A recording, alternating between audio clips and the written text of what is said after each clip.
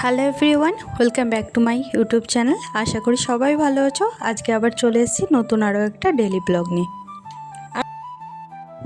আজ সারাদিন কী করলাম, কী খেলাম, আর একটা খুব ইন্টারেস্টিং বিষয় নিয়ে তোমাদের সঙ্গে কথা বলবো, ডায়েট নিয়ে।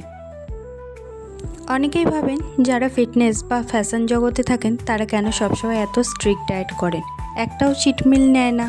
কি সত্যি এত প্রভাব ফেলে চিট মিলে? আজকে ব্লগে সেই সব নিয়েই কথা বলবো। তো ভিডিওটা ভালো লাগলে শেষ পর্যন্ত দেখো, আর ভালো লাগলে অবশ্যই লাইক, কমেন্ট আর সাবস্ক্রাইব করতে ভুলো না। চলো শুরু করা যাক। যতই রাতের বেলায় সব কিছু করে ঘুমাই, কিন্তু সকালবেলায় দেখি ঘরটা আবার সেরকমই হয়ে গেছে। যাই হোক, তাড়াহুড়ো করে সব কিছু গোছালাম, আর রাতবিককেও একটুখানি ঝাল সুজি বানিয়ে দিয়েছিলাম। আজকাল একটুখানি ও ঝাল সুজিটা খাচ্ছে। আর একটুখানি চিকেন আনতে চলে গেছিলাম, ওকে বলে দিয়েছিলাম কিন্তু ওর টাইম হয়নি, তাই জন্য আমিই চলে গেছিলাম চিকেন আনতে। যাই হোক, চিকেন নিয়ে চলে এসেছি, এবার আস্তে আস্তে রান্নাটা করব। কিন্তু সেই করতে করতে দেখি অনেক বৃষ্টি শুরু হলো আস্তে আস্তে।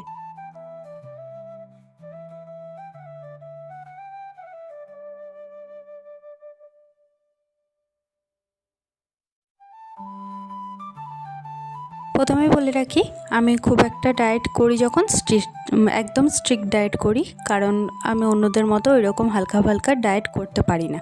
হ্যাঁ, অন্যরা হয়তো অন্যরকম ডায়েট করে, কিন্তু আমি যখন ডায়েট করি একদম স্ট্রিক্ট ডায়েট করি। কারণ আমার মনে হয় যখন আমি ভালো করে করব তো ভালো করেই করা ভালো। তো আজকে একটুখানি চিকেনটা বানাচ্ছিলাম, আলু দিয়েছিলাম ঝোলে। তো যাই হোক, কেন আমি বলতে চাইছি যে ডায়েট করার পর এত চিটমিল নেওয়া ভালো নয়।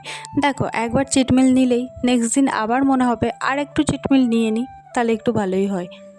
এখন বুঝতে পারি যারা ফিটনেস নিয়ে কাজ করে বা যারা সেলিব্রিটি তারা কেন ডায়েটের ওপর বেশি করে গ্রাহ্য করে। হ্যাঁ, সত্যি বলতে ডায়েট করলে স্কিনও যেমন ভালো থাকে, তেমন নিজের ফিগারটাও মেনটেন থাকে। সব সময় চিটমিল নিতে থাকলে না, নিজের মুখটাও একটা ডালনেস চলে আসে। আর যথাযথ ফিট না থাকলে তোমাকে কোনো কিছু পরলে মানাবেও না, তোমাকে কোনো কিছু পরলে ভালোও লাগবে না। সব থেকে বড় কথা, নিজেকে সুন্দর দেখাতে চাইলে ডায়েটটা অবশ্যই ফলো করতে হবে।